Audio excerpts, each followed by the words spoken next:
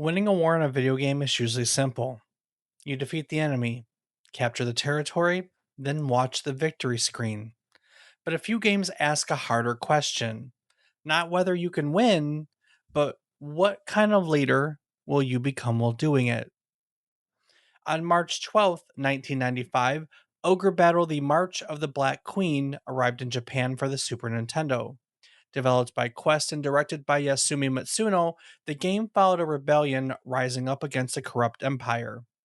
At first glance, it looked like a strategy RPG. You organize squads of fighters, liberate towns across a sprawling map, manage classes, equipment, and army composition.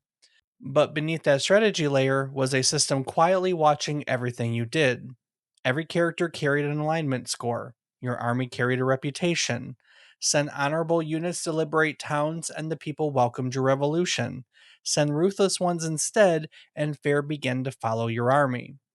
The game even tracked how fairly you fought battles. Defeating weaker enemies could slowly push characters towards darker alignments, changing how they behaved and how the world responded to them. By the end of the campaign, there weren't just different victory conditions, there were 13 different endings. In some, the revolution restored justice. In others, the new kingdom became just as cruel as the empire it replaced. Because sometimes revolutions promise freedom, but power has a way of reshaping the people who take it.